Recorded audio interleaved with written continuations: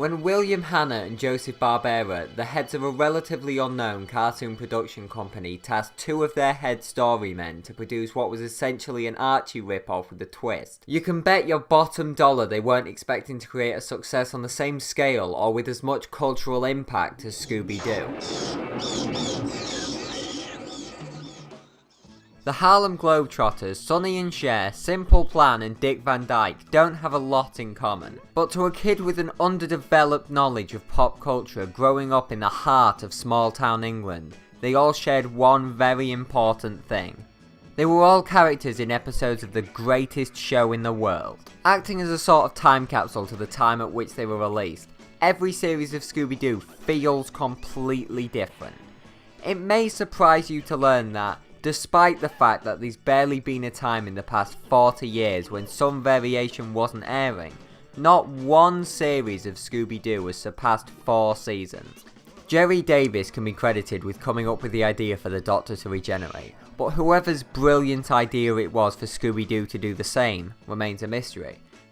This constant changing takes what started as a repetitive concept with characters and themes clearly rooted in the 1960s and allows it to refresh itself to such a degree that it can continue to thrive almost 50 years later. Very few other shows can say they've played as fundamental a role in the childhoods of multiple generations as this one. Fewer still can continue to do it to this day.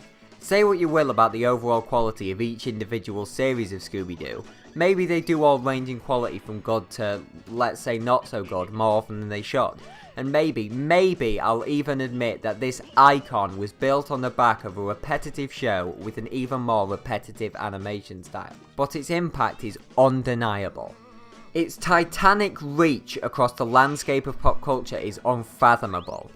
From movies to TV shows to YouTube videos to the seemingly unending supply of copycat shows spawned in the 60s and 70s, Scooby Doo, along with the Flintstones, acted as an unbreakable foundation of bedrock on which Hanna-Barbera could build an empire.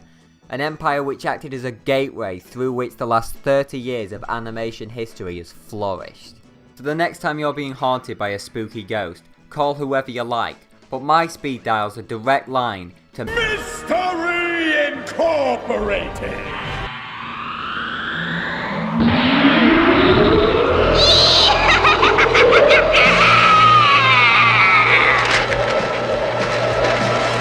I'll scare you, Scooby Doo, and Shaggy too before I'm through. That's what I'll do.